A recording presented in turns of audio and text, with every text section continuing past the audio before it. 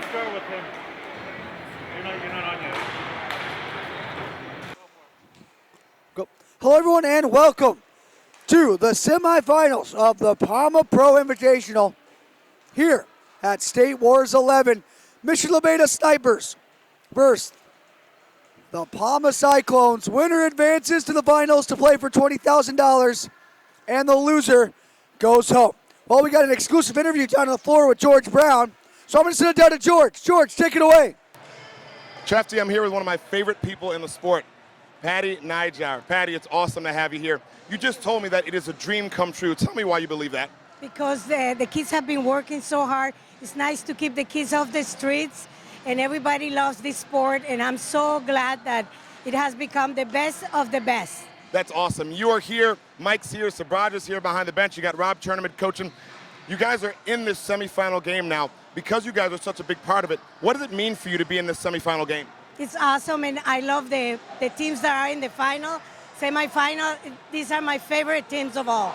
Folks, it's always a pleasure to have Patty Nijar here. Patty's here with her whole entire family, so it's awesome to have her spearheading the Pama Pro Invitational. Once again, before we start the semifinal, it's Patty Nijar, one of my favorite people in the sport. Back up to you, Trefty. Awesome, awesome. Thanks, Patty, for that interview, and such a great person. She's done so much in this sport. She does so much for the Pama organization. This has been such a great event, and she has done such a great job as a part of this. Just look at the class act. She goes over to the Snipers bench, wishes them luck. I'm sure she wants the Cyclones to come away with the victory, but if the Snipers win, she won't be too sad. Just so many great people in this sport, and she's one of them. So, the Pama Cyclones, who are the #1 seed in the tournament after going 2-0-2 with 7 points, will go from right to left on your screen at period #1. As for the Mission Labeda Snipers, they will go from left to right, wearing the black jerseys with silver and gold trim. Pama will be wearing the gray jerseys with blue and white trim.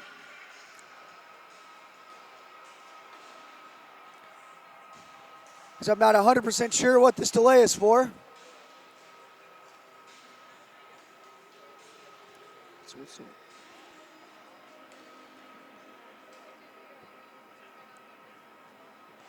And I figured it out. The mystery solved. We're waiting for the officials. As I'm joined up in the booth here by the one and only George Brown. George, how are we doing? I'm good. Of course we're waiting for officials. I never have anything good to say about officials, but we'll still move on and play the game. But listen, the officiating has been all right this tournament. And as we move on, it's going to be important. Officials play a huge role in games. I never tell that to my teams, but as a broadcaster now, I can say that. They play a huge role. You don't want to even notice an official. So, and of course, we noticed them already because they were the last guys out here, but whatever. We'll move on. It's back to you, Trefty. Here we go. Puck kisses the floor, and the semifinal in the Pama Pro Invitational underway. Olinger up to the left side. This one's brought up court by Evelyn. Evelyn puts on the brakes at the red line. So he goes back into his own zone for Olinger again. Now, George, you got two teams with very specific styles. What's it? What's going to give here for each team? Listen, the crazy thing about the top pro teams in this game, they have played together for so long, even with ins and outs of different players coming in and out of their lineup. They play a man system. They play a strong man system. Here's the difference. There's a lot of teams that'll play man-to-man and play a hard man-to-man, not worry about positioning. There's other teams that'll play their 2 forwards, 2D, and whoever are the first 2 guys out of the zone, the defense picks up. The last 2 guys in the zone, it's a forward responsibility.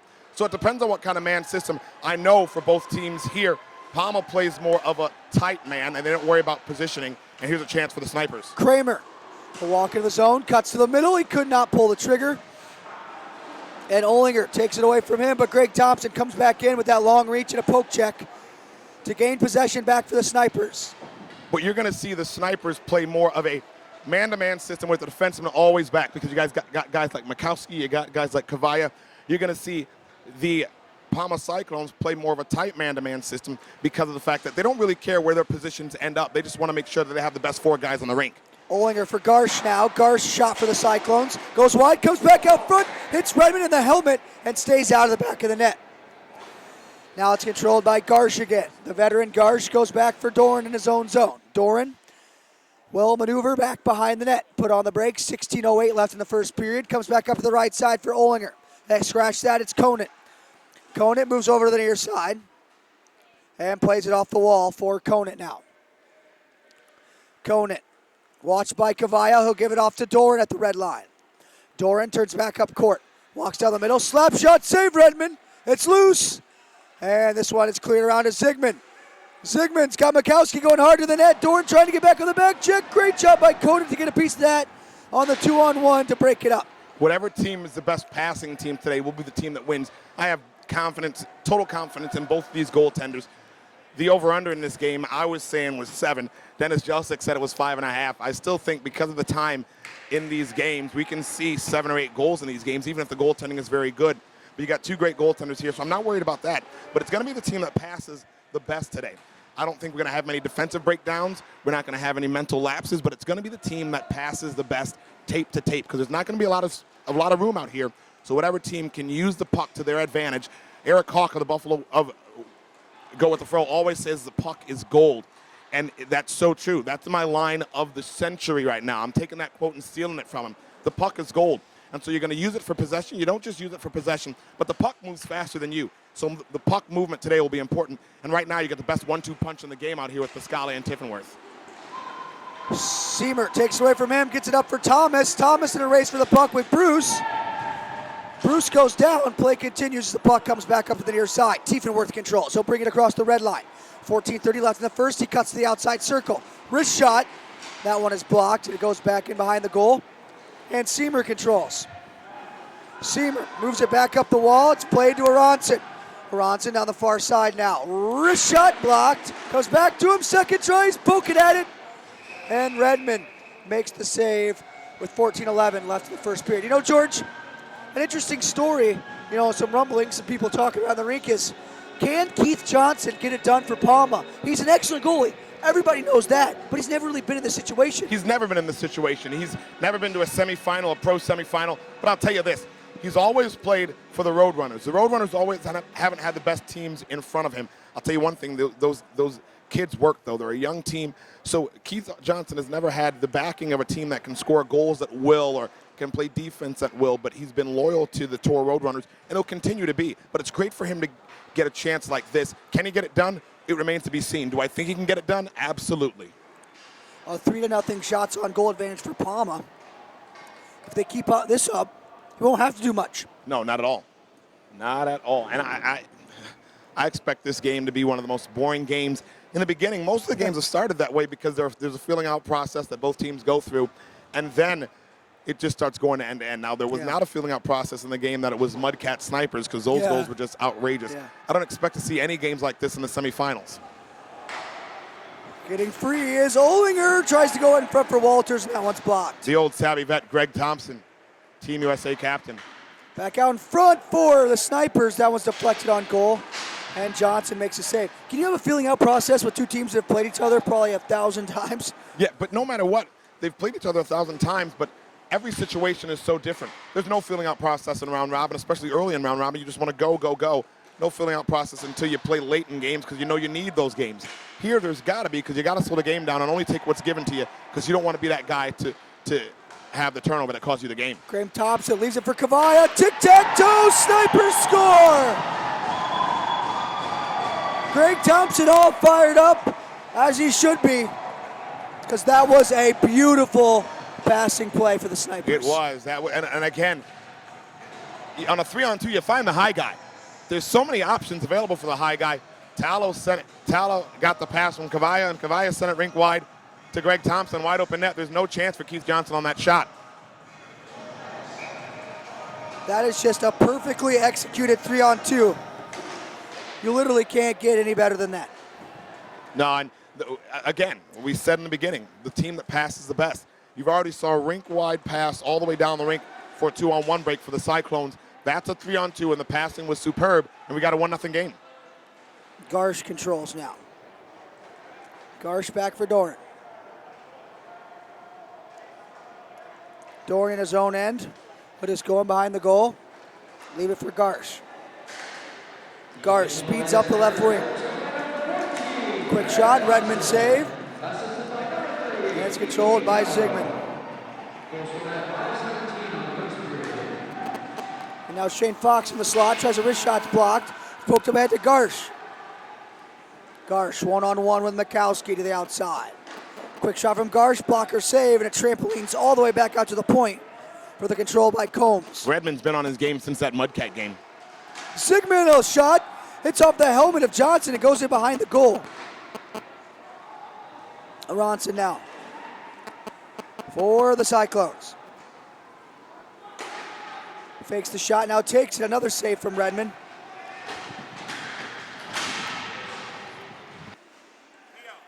And now it comes down to Kavaya.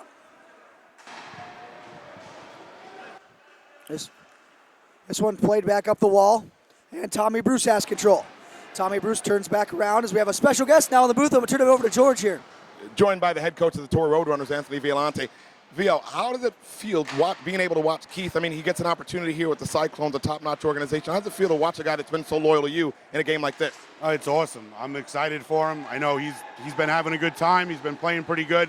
I know they're down 1-0, but for me, as long as Keith's in that, I know I'm always going to be all right, so they'll be all right with him. That's awesome. Anthony Violante, awesome for you to join us up here in the booth. Thanks, Vio. And it's always good to hear from Vio because he's had Keith Johnson for a while, man, and it's great to see Keith playing well in this game.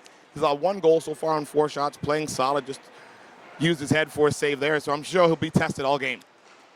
He might get tested here as the snipers bring it in. Tommy Bruce doesn't take the shot, he'll send it around the boards. And I know, George, you're a guy that loves the word loyalty. You love talking about loyalty. You say there's a lack of it in the sport. And there is. I think that's why you have so much respect for Keith Johnson.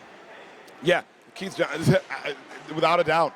And when I didn't know if Vio was going to tournaments earlier this year, he was the first guy I hit up to see if Keith was going. As Pat Maroon from the Anaheim Mighty Ducks, I love to say Mighty Ducks, even though it's just the Anaheim Ducks, walks in across the rink to watch his former team, the Snipers, play. But yeah, loyalty is huge in the sport, man. But it's always good when you got a loyal guy. When he's available, he gets a chance like this. That's always good. I mean, I've been confronted with that situation a lot. I mean, Kyle Phelps, for example, he's been loyal to me forever, but he got a chance to play with the Mudcats here and played well for them. So it's a good situation. Jess Hackett has been loyal to me, all except this year. And he got a chance to play with the Border Cats and played well for them. So it's always good to see the guys that have been loyal to you and have played for you to get an opportunity to play in a tournament you're not playing in. 2 guys have been pretty loyal to the Cyclones. Walters and Olinger go D-to-D in their own zone. Long pass up ahead for Nowick. Nowick back to Olinger, far side. Olinger into the slot, wrist shot goes wide, comes back out front. Redmond clears it before any of the Cyclones could jam it home. Now out for Nowick. He skates over the State Wars logo at center. Tries to go back in his zone. That one's blocked. Comes back out to the point, controlled by Mikowski. Mikowski's shot goes off a shin guard. And this one's sent back into the sniper zone for Fox. Fox back over for Combs in front of the bench. He had to wait to touch that one or it would have been too many men. Now Shane Fox leaves it for Tommy Bruce. Bruce up for Zygmunt. That one's intercepted. And Nowick gets to it and plays around to the far side. Bruce controls again for the Snipers. He sends it back into his own zone. Controlled by Shane Fox. Fox posts up behind his net. Evelyn on the forecheck, and it comes out to Bruce again. Bruce moves over the near side.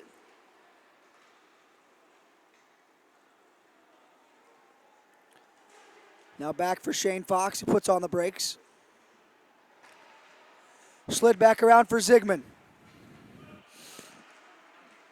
Zygmunt up for Fox. That one's taken away, and Aronson controls.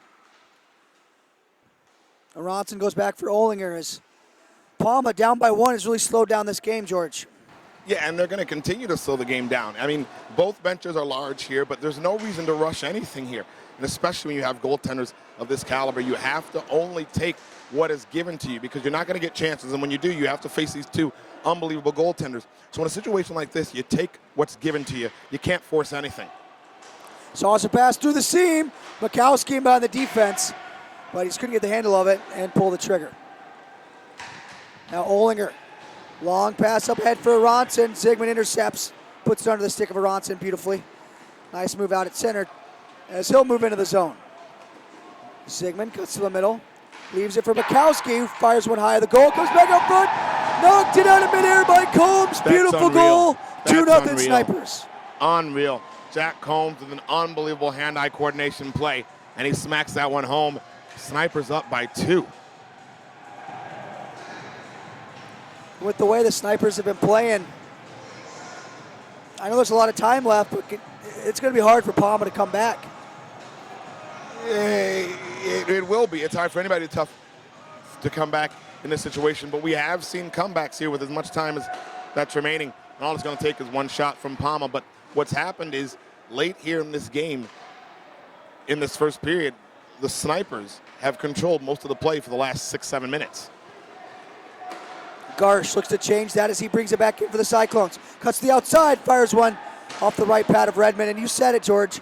Redmond has just been so steadfast since getting pretty much lit up against the Mudcats. Yeah, he has been. And like I said, that's the toughest thing about playing a team after they go through a game like that. Most likely it's not going to happen again. They got their bad games out of the way in round robin and are clicking it on all cylinders here in the playoffs. Now Tommy Bruce walks in, goes over for Tiefenwerth, shot blocked. And now it's controlled by Sanford. Snipers are beating Pama to every loose puck right now. Jordan Thomas got grabbed. It's touched up. The whistle blows and a penalty coming against Tiefenwerth. And a power play coming to the Cyclones. This is just what they need to get back in this game and grab the momentum. That's exactly what the Snipers did not need to do, is take a penalty there, up 2-0. You let that go. There's no reason to do anything but back check and use your stick there. He grabbed a hold of him, and so it's a power play for the Cyclones, which is dangerous. That's some of the best puck movers in all of roller hockey. And they're going to be out there. Aronson, Evelyn, Olinger, and Noack are the power play combatants for the Cyclones. Shot blocked by Kavaya. Evelyn out to Noack. Now to Evelyn again. Olinger now. Olinger top of the circle, far side. Olinger slides in the middle. Wrist shot. That one goes high. And comes back out to the left wing for Aronson. So here's the deal with the box. Right now, the Snipers are not challenging the high guys. Aronson shoots one that goes up and out of play. Aronson and Olinger have that ability to snipe from the top, but you're also playing Troy Redmond. So I don't know if right now the diamond is not the way to go. I mean, you get that rink-wide pass. They're playing in the box, but Zygmunt is not worried about the shot from the top because they're keeping the two guys low. They know if they push, a 2-on-1 can be dangerous down low. So they might just have Zygmunt play the middle in between those top two guys and let Redmond see that top shot.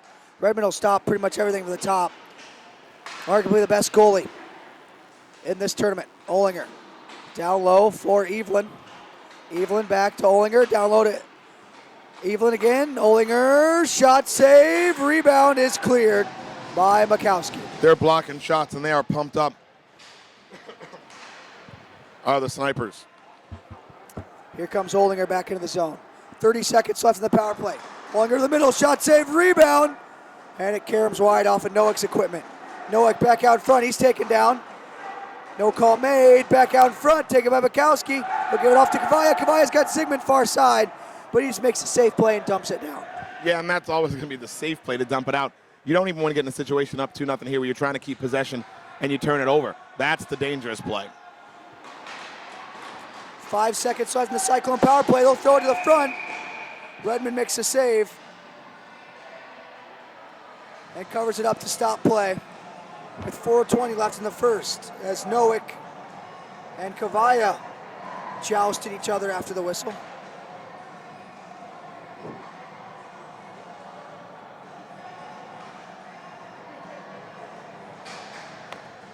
It'll be interesting here to see what happens if the penalty kill actually if it actually gave the Snipers even more momentum or does that shift the momentum to the Cyclones? It'll be interesting here to see what happens for the remainder of this They period. at least had some extended pressure for the first time in the game. I absolutely agree. Shane Fox, shot is blocked. As he comes into the Cyclones end. Now it's played down low. Controlled by Pascali. He's pinned up against the wall, comes back out for Tiefenworth. Tiefenworth back out to the point, and Fox has it. So interesting watching on the bench. And the crazy thing about it, you watch these two teams on the bench, and you see Chernomid and McManus. McManus is very hyper on the bench, and he's really into the game. Chernomid is very cool, calm, and collected on the bench. But they're great hockey minds, but just so many guys act different on the bench. It's so great. You got Phil Maroon and Kyle O'Kane on the bench with Tim McManus, and they're all pumped up, you know, and you got Sabraj and Ijar on the bench there with Chernomid and Patty Nijar, and they're really cool, calm, and collected. They celebrate when goals are scored. Cool, calm, and collected. Really, they really take their time and keep their composure on the bench, whether they're up or down in a game. It really never matters, and it's always good to have the Nijars here. We talked to Patty before the game, Sabraj and Ijar on the bench, though, and he's becoming even more and more involved in this, and especially when it's named after something that Patty Nijar and Mike Nijar are part of, and they bring Sabraj to be a part of it, and he's an even bigger part. So Sabraj and Nijar, it's good to have him here because I haven't seen him in a while. But those guys, and this game is very important to them. It'd be something for them to win the first Pama Pro Invitational, you know? Exactly. It's their idea, their vision, they're trying to win it. Nice move by Walters. He comes in the zone, fires it high over the goal, and it caroms off the end glass back out to the front. It's something because Patty Nijar before the game said, this is a dream come true. When it comes to roller hockey, it's always good to have those people who support it so much. And Patty Nijar and Mike Nijar are second to none when it comes to supporting this game. For someone to come out and say that the Pama Pro Invitational, a roller hockey pro event, is a dream come true, shows you how much the sport means to them. She also said that, you know, it's a great way to keep kids off the streets, and, you know, they do it for the right reasons. Absolutely, and that's why it's going to be successful, because when you're doing things for the right reason, you'll always be successful. Cyclones controlling here. It's played up to Garsh. He's upended, no call. And Bruce back the other way. This one's taken by Sanford. Sanford, toe drag shot, misses wide. Now into Garsh. Garsh goes back for Aronson. Remember, the Cyclones defeated the Snipers earlier in this tournament. And you always say it's hard to beat a team twice. This may be a situation. It is, and we got another rematch coming up right after this when RPD's playing Vanquish. RPD already beat Vanquish to get into the playoffs, now they got to play them again. It is tough to beat a team twice because if you remember it, the Snipers lost 4-0 in that game, and to have a 2-0 lead here with a minute and a half left in the first period says something about how you prepare for a game the second time around. Aronson over for Olinger. Olinger, long shot, goes wide. And the Snipers are doing such a good job of keeping the scoring chances for the Cyclones out of the high-scoring areas. As Zygmunt from left to right. Shot on, Johnson save, rebound Aronson. Chips it up the board for Garsh. Garsh at the tail end of a long shift. You can tell he's tired as he moves up. And then he makes a turnover. He's got to get off here because he's dead tired.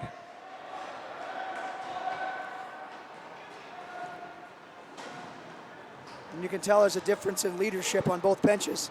The Snipers benches up, enthusiasm, yelling.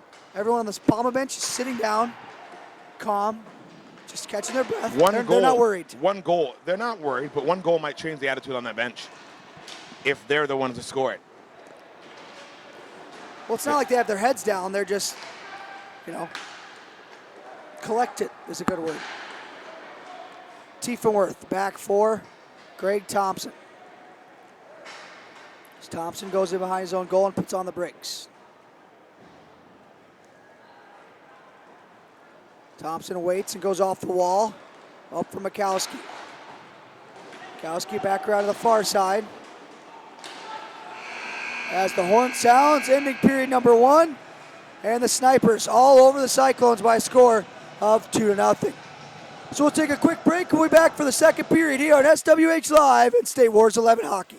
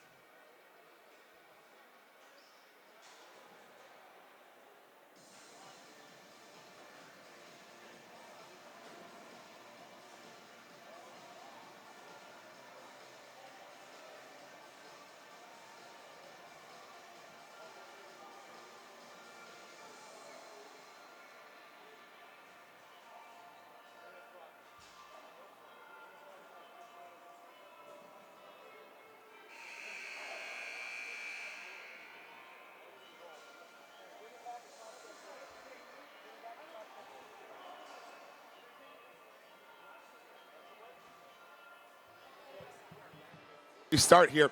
I'm going to turn the duties of color commentary over to Dennis Jelsic for the second period because I've got to do play-by-play on the next game, right, Trefty? Yeah, I'm doing play-by-play on the next game. So Dennis Jelsic is going to take over for me in the second period. So until he actually has to leave. But Dennis, you have seen most of the game. 2-0 Sniper lead. What is the difference in this game that the Snipers have a 2-0 lead after losing 4-0 to Pama earlier in the tournament? George, thanks for the welcome. Here we are, guys. Puck control, puck control, puck control. We know the game, George, right? Puck control. All right, folks, welcome to be back. Thanks. Underway. Dennis joining me here in the booth, taking over for downtown George Brown. And Thanks, it's controlled by the Snipers here. Off the face-off at center, they'll go D-to-D in their own end. Mikowski up for Tolo. Tolo will take it back in his own end. What's it going to take for the Cyclones to come back in this game? I know you're talking about puck control, but puck control can only do so much. They're going to have to score as well. They're going to need to get the puck back by forcing the issue, and it looks like they're doing it early on right away. Kramer checks his man off the puck, and it comes back to Kramer as he controls for the Snipers. Comes in down the far side, puck rolls on him. It's taken by Nowick. Nowick's got Evelyn with him, tries to make the pass up, and that one's blocked. Now it comes back for Kramer.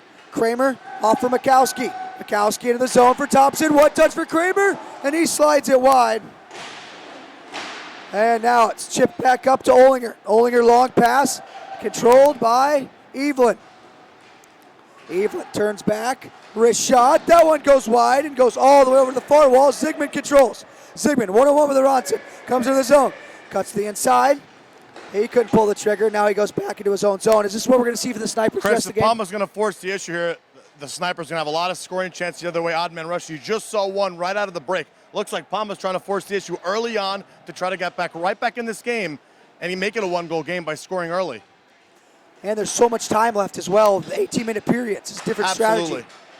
strategy. Zygmunt crosses the red line. He'll face off against Aronson to the outside. Aronson, nice poke check to break that one up. And now a 4-player battle over in the corner. Looking to break free is Aronson. Now a 5-player battle. All kinds of bodies flying around, and Joey Doran's going to come out with the biscuit. Cross rink for Seamer. John Seamer into the Sniper zone. He's watched by Kavaya. Doesn't like what he sees, so he goes back into his own end. Chris, 15. once again, so much time left. Palma's in no rush, just trying to force the issue as soon as they can to try to get right back in this game like we mentioned. Down 2 goals. Shots are 9-8. It's not as if they haven't had their chances. They just got to bury one to make this interesting right off the bat. And you know the Snipers with the lead. I've been doing this for a long time. Yeah. It's one of the teams, you give them a lead, it's going to be tough to come back. And with Redmond in net, he has just played exceptional since getting lit up by the Mudcats. Now back down for Olinger. Olinger has it behind the net. He's going to give it off for Seamer. Seamer controls. He's going to fly down the right wing. Seamer throws it towards the front. That one's blocked. It comes back to Seamer, and puck control is crucial, and Seamer keeps it by firing it back into his own end. Puck rolled on him there. He didn't see the player wide open across the rink, but again, the puck rolled, and he probably couldn't get it across to him there, or else it would have been a 3-on-2 and a great scoring chance right there. Let's see where they go with this. Garsh in transition for the Cyclones. Tries to cut around Pascali. Pascali pins him up against the boards. And it pops out front. Tiefenworth controls. Tiefenworth turns it over to Garsh. Garsh has Walters out front, but he's checked off the puck and can't get it there. Now it's played up to Pascali. Pascali to 1-on-1 with Olinger coming into the zone. Now a 2-on-2 as Tiefenworth and Conant join the party. Chris, I'm going to bring back George. I'm sorry to interrupt you for 1 second here. George, can you find a better 1-2 punch right now than Billy Pascali and KJ Tiefenworth? Not at all. There's no possible way I'm going to look at any team and say that they're better than KJ and Billy at this time. I'm not talking all time. I'm talking at this time, especially with Black Ice being as successful as they are and playing on the Snipers right now and 14 minutes away from being in another final. And at this point, you're talking about at this time because they've been together for so long, and there's not another team that you can find that has that match. Back to you, Chris. I'm sorry to interrupt in there. Shane Fox, a long-distance shot. It's blocked, and it comes back to him. He fires it wide. Kramer, top of the right circle, shot on Johnson. Has some trouble with it, but he makes the save nonetheless. Now Aronson, near side. Plays it back for Olinger. Olinger, wrist shot. That one's blocked. And the rebound controlled by the Cyclones. They're doing a good job of getting the loose puck, something they did terrible at in first period. Yeah, they've definitely picked that up a notch, knowing that the next goal is crucial. Absolutely crucial in this game. 3-0 versus 2-1 is a huge difference. And the Cyclones definitely want it to be 2-1. Mikowski looks up court, and he goes back behind the net for Kavaya. Kavaya now to Mikowski again. Far side to the near side for Zygmunt. Zygmunt, 13:01 left in the second. Sets up behind his own goal. As he looks for a play. Patiently waiting. And now he comes out on the right side. Send back to the near wall. Kavaya overskates. And Zygmunt plays it down for Combs.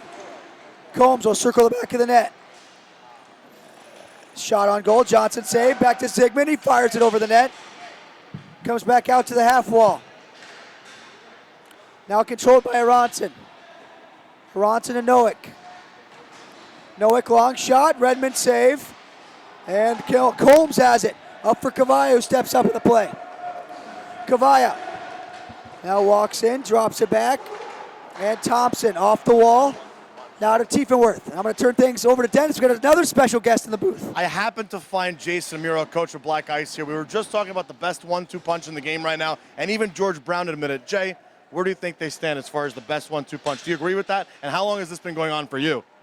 There's a lot of 1-2 punches that are good. I'll put them up against anybody. There's a lot of good guys out there. They've been my best 1-2 punch since they were 12 years old, so it's a long time for me. So I'm going to put you on the spot here. Name another 1-2 punch that you would put up against them right now and watch them play 2-on-2 out here rather than have 4 guys. Knowing Travis Snow and Kyle Novak from RPD. Thank you. I know Jay doesn't like to talk and be on the broadcast office, so I'll let him go where he was going. Thanks for stopping in, Jay. Thanks to Jay Muro. And I was just about to say, Novak and No would be my one combatant for Pascali and Tiefenworth. Without a doubt. And now that they're right back in this and they're in the semifinals after an 0-2 tough start, if you remember, they're going to be difficult to watch, and let's see where they go with it in the next game. As Thomas has it behind his own net for the Cyclones. Up for Seymour. Seymour's checked on the boards by Fox as he goes back into his own zone. And it's played to Thomas. Thomas will leave it aside for Sanford. Sanford back to Thomas again, top of the circles. He'll leave it for Olinger. Olinger up for Seymour. Seymour hash marks near side. To the back door, that one just misses. As it goes over to the far wall, controlled by Tallow. Tallow right in front of a change by his bench. Dangerously cuts back in front of the sniper end. Then a huge board battle. Seymour's helmet comes off. Play continues as the animosity and physicality really pick it up here. And a great job by the official getting right in there to make sure the hand pass was legal and in the defensive zone. What a great job by a veteran official. As now it's controlled by Aronson. Aronson for Garsh. Garsh comes in, cuts the middle, shot, save Redmond. Excellent chance for Garsh, and Redmond makes an unbelievable save. Penalty coming against the Snipers. It's touched up by Mission Labeda. And oh my goodness. What a great chance we're going to have here now, Chris. First power play of the game for Pama, is that correct? Second power play of the game for Pama. Down 2-0, 9:48 left. The entire Sniper bench wondering where this penalty came from. It was actually on the play going to the net. High stick right to the face of one of the Pama players. And here we go, power play for Pama. Unfortunate play sometimes when you catch a high stick. And it's unintentional, but nonetheless, it's still a penalty. Got to control your stick. Power play to the Cyclones. The last one was also a high stick, too. So we'll see if they can take advantage of this high stick call. Now, when I got here, Chris, the shots were 9-8 in favor of the Snipers. It's actually 4-1 since I got here. The Cyclones have really picked up the pace in this one. They understand how important this is. They try a nice play on the wraparound. Redmond reads it. Over to Evelyn. Evelyn shot blocked by Thompson. He gets to the loose bucket, gives it up to Zygmunt. The speedy Zygmunt will enter the Cyclone zone. As he comes down the far wall to the backhand. That one is blocked, but it comes right back to Zygmunt. Now played up for Aronson. We'll see if the Cyclones can catch the Snipers here. 3-on-2. It's played down for Walters. Walters back for Evelyn. Over to Runson. Shot save Redmond. It's loose and controlled by Sigmund. Great passing play for the Cyclones. Snipers looking for a call there. I'm going to have to disagree with their decision to yell about that non-call. I agree with the official here. And then, while the Snipers are yelling at the official, what an underrated play by Thompson. He comes down, instead of taking a shot that might cause a rebound and a counter, he literally just flicks it so Keith Johnson has to catch it and get a whistle. Like, you might not notice that, but that was on purpose. Thompson knew what he was doing there. Veteran status right there, just like the game-winning 2-on-1 backhand goal in the previous game. He knows what to do with the puck there, make sure there's no rebound, make sure the puck stays deep, and make sure that Pama doesn't have a chance to come down and score. But they still have 15 seconds here. Greg Thompson keeps making fun of himself for his age, but it's proving him right here. And Yeah, he's we stepping keep up in big hearing time. about that in the office and all week here at the tournament. He's got to be kidding. Throw out to the far side, shot in front, Garsh, 2 tries, third whack, 3 saves Redmond, and the puck goes to the Redmond's far corner. unbelievable here, and there's a hand pass. Wow. Troy Redmond stepping up in a huge way for the Snipers here. And the hand pass takes the face-off all the way down in the other team's zone. And the face-off will be to the glove side left of Keith Johnson. Oh, right off the face-off, Pascali walks in and nearly scores there. Uh-oh, a turnover by Pascali. Seamer down the far side, shoots it wide to the blocker side of Redmond. Comes out for Joey Doran. Doran goes up for Thomas now. Thomas in his own end. 8:02 left in the second. When do you start to hit panic mode if you're the Cyclones? I don't know if you're hitting panic mode. You're out shooting them 17-11, like I said before just a second ago. It was 9-8 when I got here. They had a lot of chance on that power play. They may have to start crashing the net a lot more and just throw as many shots on net as they possibly can to get past Redmond at this point. You're going to have to get traffic because if he sees it, he's going to stop it. Absolutely. There's no shot of it beating him right now. Jordan Thomas comes out of the right side, far wing for Seamer. Seamer leaves it for Thomas now. Thomas fakes the shot, goes to Aronson. Aronson for Seamer. Seamer controls the rolling puck and fires it wide of the goal. Over to the far side, Thomas. The number 19 in the gray sweater gets pinned up by 2 Snipers on the far wall. And now it pops free, and a penalty coming as Thomas knocks down Tiefenwerth. That's a bad penalty. That is a bad penalty at this time in the game. And now there's no pressure by the Cyclones as the Snipers set up the late call. If you remember the rule change, Chris, they don't have to advance it past the red line because their goaltender's pulled. If they do, they can't go back. So what's the rush here? They have a man advantage out in the rink. That's exactly what the Snipers bench was yelling at Mikowski. But you also have to be careful on the safety net passes because it might go in your own goal. Absolutely. Seasoned vets here. I can't see that happening. Now they move up. Tiefenwerth, far wing, plays it in the middle. Mikowski knocks it down with a hand and then turns it over. Seamer touches it up. Power play forthcoming for the Snipers. It's a bad penalty at this time in the game. Bad penalty to take. And I'm not sure what the Sniper's going to do here. I thought right before that penalty was called, I looked over to my left and said to George, Tim McManus, being the veteran coach that he is, he may call a timeout here because they've been running around for a while, and since the last power play, haven't gained control of the puck as much.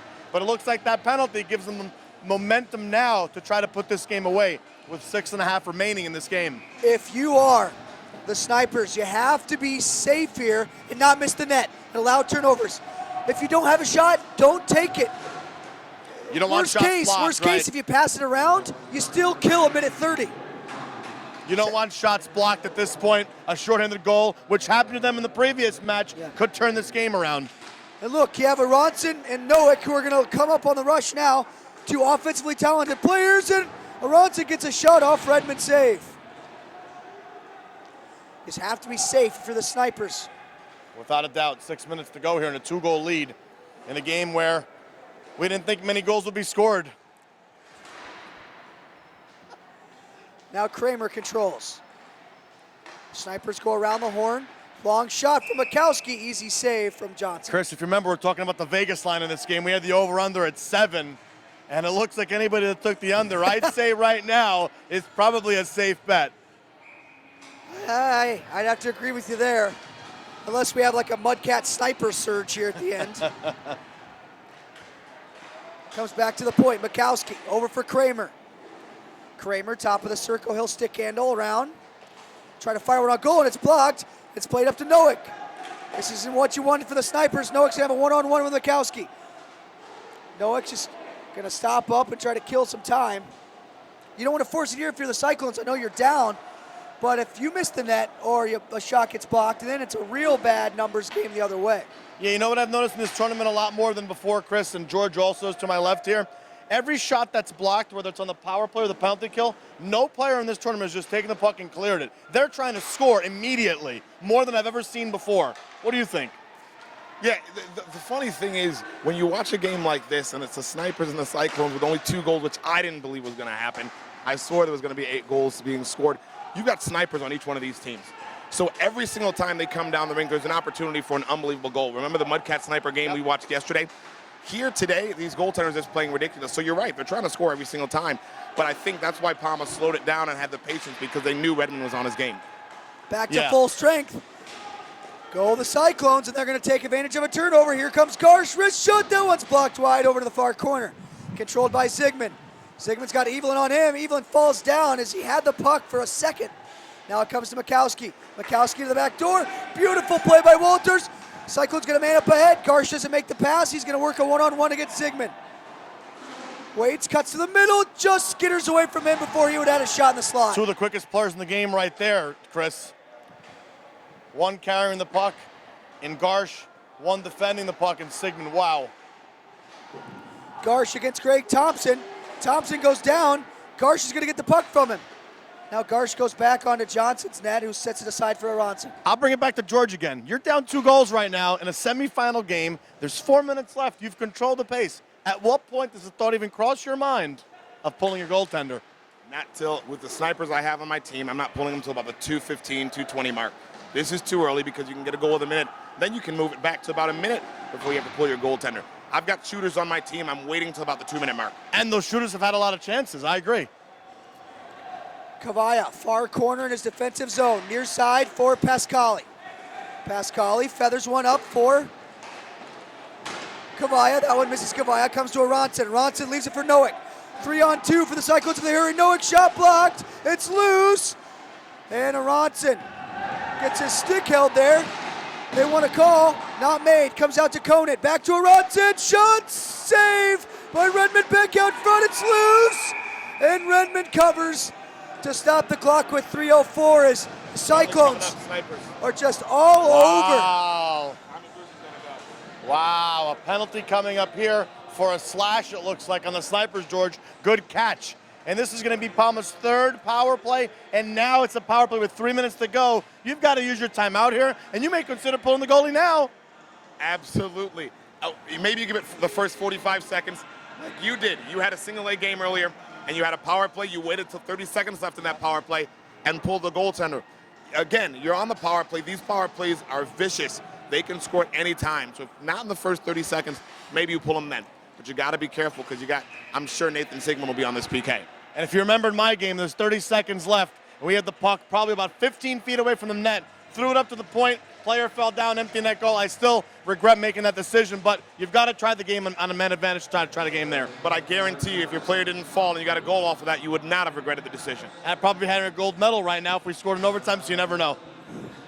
Back to you, Chris. I'm sorry to interrupt with that. No. We have a timeout taken on the floor by the Cyclones. And a good move here. They have plenty of time to try and set up this man advantage. 1:30 up on the clock for the power play. I don't know who's got the snipers in the office, Bull, but they look good right now. Oh, yeah, that didn't just give it away. But whoever has the Cyclones might be shaking George, his boots. George, what are you doing here? Are you boxing it up? You took the goalie out. Rob Cherneman's another seasoned coach. So's McManus, and he knows what Rob's thinking right now. If I am Cherneman, I'm not going with the same power play I went with the first time. He went with the box power play. Down low, the snipers did not press. They kept their 2 guys down low and let Redmond see everything from up high. So with a guy like Redmond, you want to make him move. You want to make sure he has to go post to post. You make sure you go diamond And if you can't get it done that way, you pull and go umbrella up top, 2 guys at the post and get traffic in front of Redmond. George, do they have a good enough shots from up there on the one-timers to do that? I think they do. I mean, they're not taking their goalie out, so they're confident right now. And they go diamond here. Ronson for Conant, down low, Seamer, 2 tries, back in front, it's still loose. Where's it at? On top of the net. And it lands on top of the cage. I just want to mention, I'm noticing uniforms on the benches being worn by the coaches. That's awesome, too. What a change. I've seen it on many of the teams here. RPD teams got them on before their game. Check it out. I mean, these are great shirts they're wearing. Right or wrong? I agree, but the funny thing is the Cyclones have the baseball uniforms as their coaches, and it's still a jersey-type material as a basketball warm-up for the Snipers and a bunch of the other teams here in the Invitational. That's interesting. Puck's on top of the net. Why is the faceoff coming all the way down low? Because the Cyclones put it there. And because it was a power play, it goes all the way down instead of just outside. Ah, thank you. Up, here comes the goalie. All those years of 2:40 reading the rule left. book George, what do you finally think? pays off. Yeah, a little too early, I think. Yikes. Here we go. Top of the circle. Conant, empty net. If they get a goal here, this game, if they get a goal here, this place is going to erupt, and this game is going to change tremendously. Still 50 seconds left on the power play. Yeah, this is the shot block. They're not a good idea on the power play here, Chris. Go ahead. Seamer, far side to Aronson. Aronson down low. Evelyn tries to jam it in. That one's not going to go in on Redmond. He makes the save. Back to Olinger at the point. Over to Evelyn. Evelyn wrist shot. That one just misses. And hits off the end glass. Comes back to the point for Olinger. 2 minutes left. Olinger shot. That one just missed as well. The Cyclones got to start hitting the net. Back for Conant. Top of the circle, far side. Down low to Seamer. He tries a shot from a bad angle. Redmond holds his post and makes the save. 15 left of the power play. Seamer, 2 whacks at it. A scramble in front of the net. The referee in perfect position. They're trying to jam in on the Cyclones. Sigmund comes away with it. It's loose.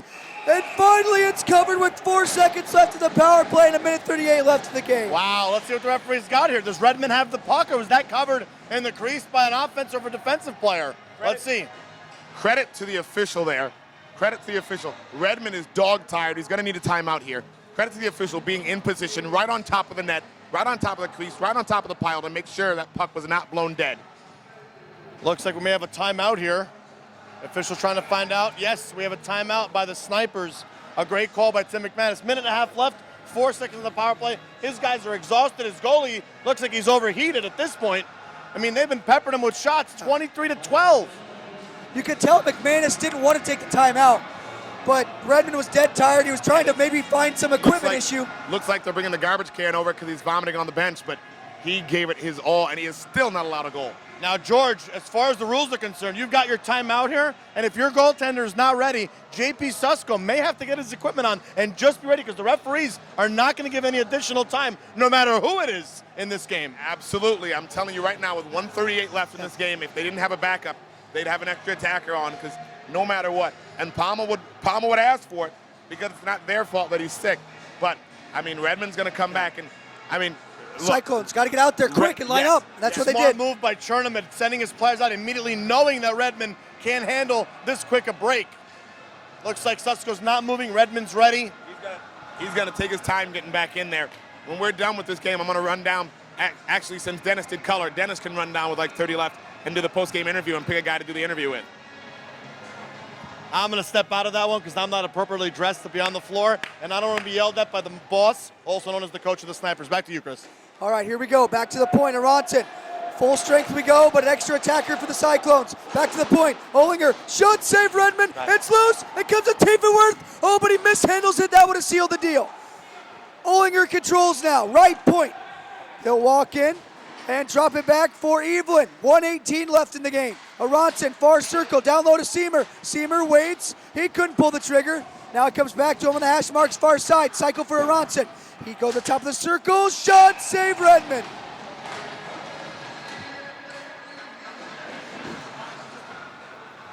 A bad angle shot from the Cyclones.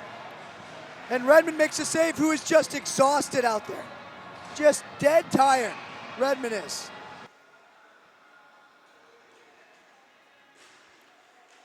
Face-off won by the Cyclones, but the Snipers take it back. Talo has an empty net to shoot at. It's blocked by Olinger.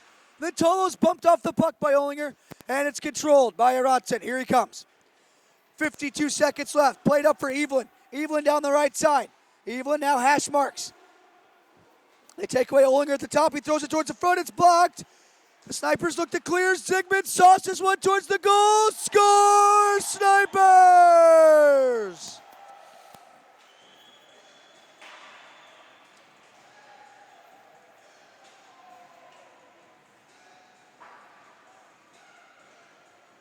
Boys.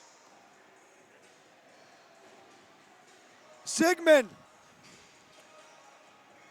A beautiful shot. Not often do you say that when it's an empty net, but unbelievable sauce over the defender into the empty net, and that'll seal the deal. The Snipers will advance to the championship, and the Cyclones will be eliminated from the Pama Pro Invitational.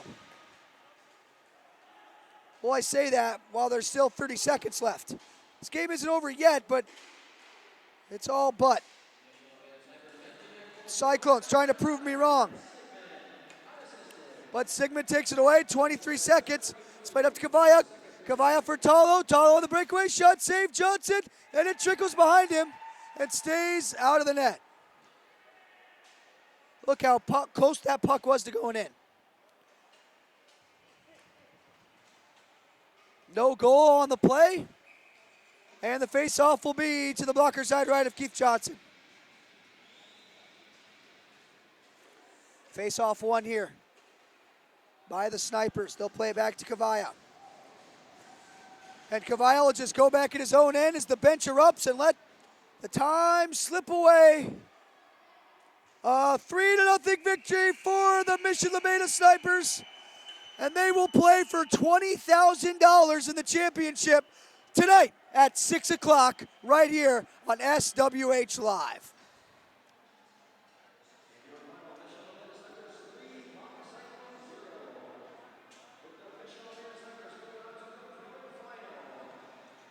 The Pama Cyclones, a hard-fought game.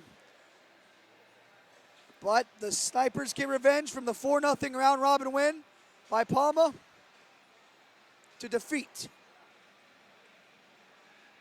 the Cyclones by a score of 3-0. So as we await George's interview down on the floor, we want to remind you that it's Revision Vanquish versus Alkali RPD coming up next right here on SWH Live.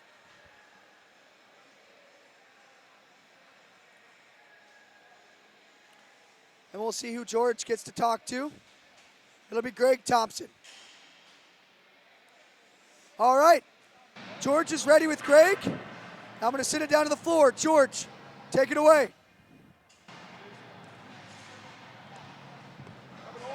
Well, as we go off here, we're back here on State Wars Hockey Live at State Wars 11, ladies and gentlemen, with Captain Greg Thompson. Greg, you got a goal here. You guys are pretty pumped on the bench. It's a different atmosphere on both benches. They're cool, calm, and collected. You guys are always pumped on the bench here.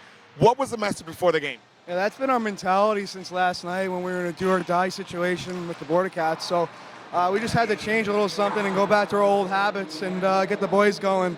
It's crazy. You enter last night at 1-2, possibly losing that game, and you're out of the playoffs, but now you're in the championship. What are you going to tell these guys after this game as you move forward into the final? I don't really think I have to tell them anything. They know what we have to do. We've been working hard the last couple games, and we've been in these type of situations. So, I mean, obviously we'll be talking, but for the most part, I think we'll be ready to go. Awesome. Greg Thompson, captain, Team USA captain, but for right now, Sniper captain, going to the championship at the first ever Pama Pro Invitational right here at State Wars 11. Back to you, Chris Trefty, on State Wars Hockey Live. Thanks, George, and thanks to Greg. Always a fun guy to talk to. Has got some good insight there from the Snipers captain. So I'm going to step aside. George Brown's going to take over on play-by-play for this next game. Alkali RPD, Revision Vanquish. Stay tuned, SWH Live.